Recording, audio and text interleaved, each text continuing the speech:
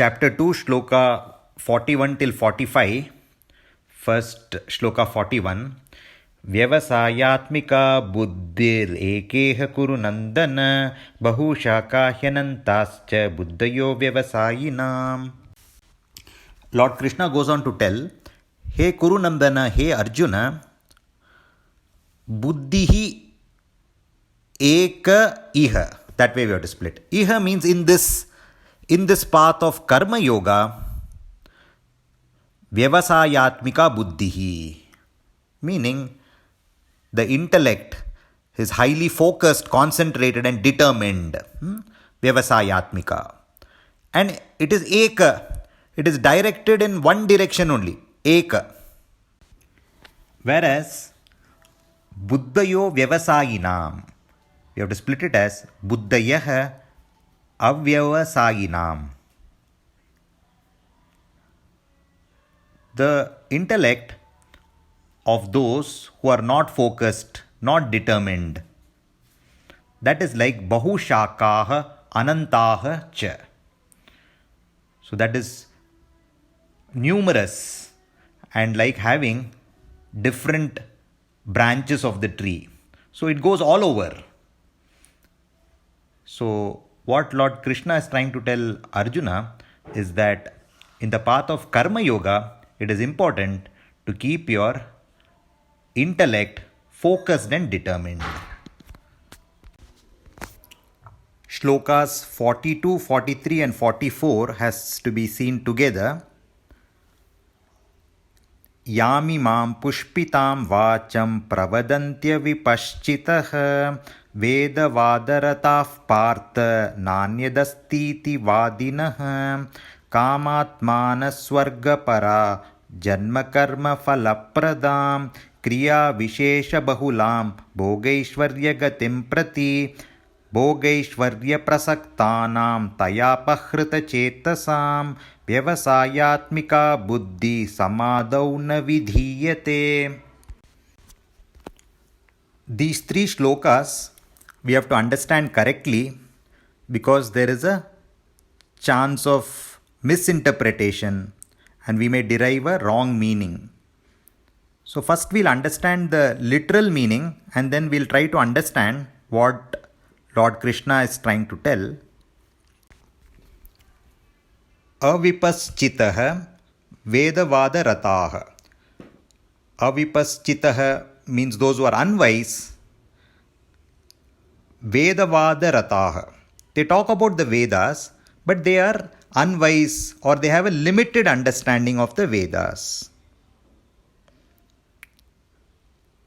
Kamatmanaha. They are themselves full of desires. So they say that Swargapara na anyat asti.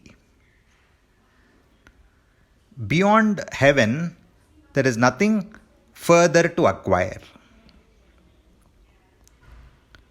And Kriya Vishesha Bahulam Bhogaishwarya Gatim Prati, they suggest different types of pujas to be done, which is aimed towards Bhogaishwarya, towards getting material comforts. And Janma Karma Falapradam. And they suggest things where birth or rebirth would be the fruit. So such people, yam imam pushpitam vacham pravadanti. So the things they say are pushpitam vacham, flowery speech. Taya apahrita chetasam. Taya apahrita chetasam. By that flowery speech, the mind gets carried away of those who are Bhogaishwarya Prasaktanam, who are themselves attached towards material comforts of such people, such flowery speech will carry away their mind in that direction. And Vyavasayatmika buddhi samadau na vidiyate. And that Vyavasayatmika buddhi, which we have seen earlier, the determined, focused intellect, samadau, which is in a state of meditation, that will not be obtained, says Lord Krishna. Now, several questions arise from these shlokas. Is acquiring heaven not important? Is it wrong to go after material comforts? Are the Vedas themselves not important? What is it that Lord Krishna is trying to tell? For that, we have to understand that the entire Vedic body of knowledge is split into two parts. One is called the Karma Kanda and one is called the Jnana Kanda. And these are important at different stages of our life.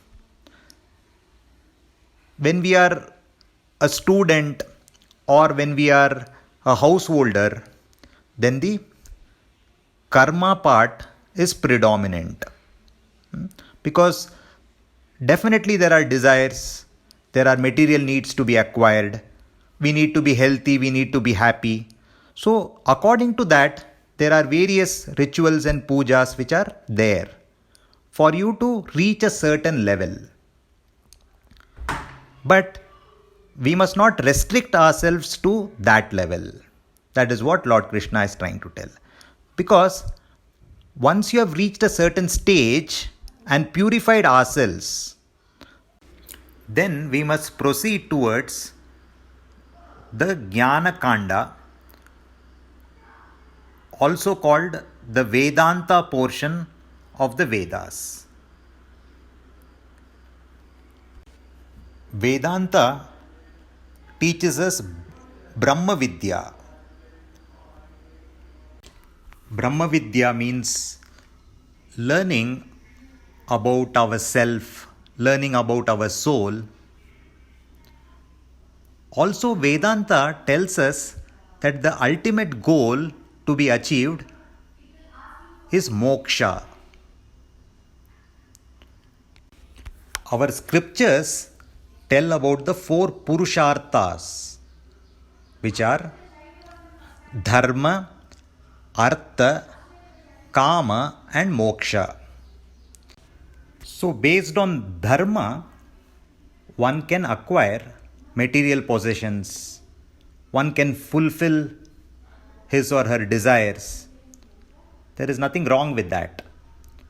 And at a stage when we are ready, both in our body and in our mind, then we can try to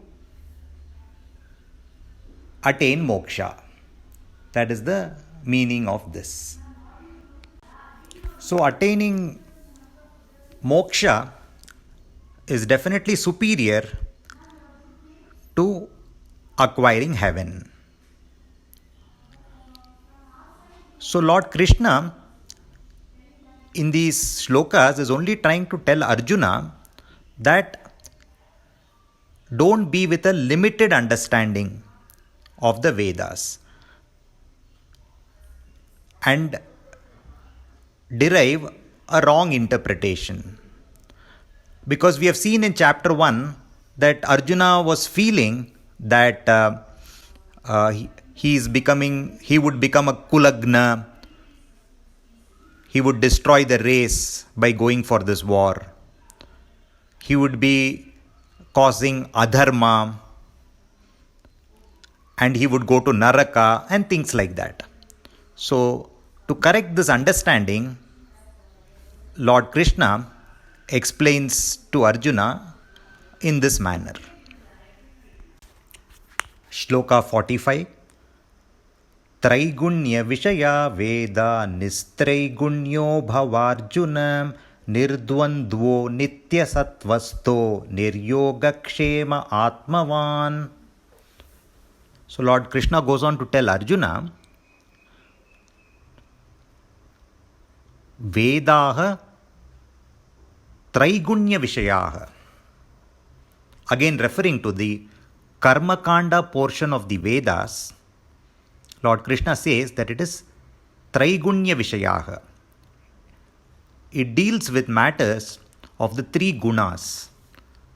The three gunas, as we all know, are the Sattvika guna, the Rajasic guna, and the Tamasic guna.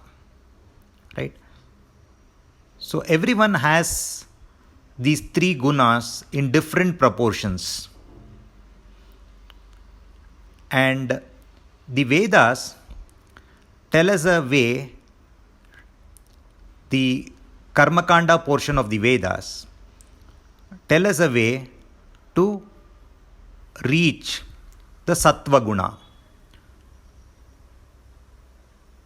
which is nothing but how to attain a truthful, pure state. But for Arjuna, Lord Krishna is advising Nitya Sattvastah.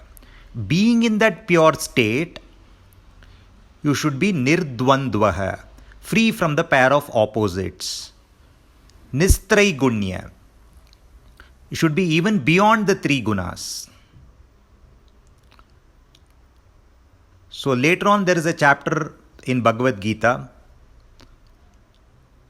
named Gunatraya Vibhaga Yoga.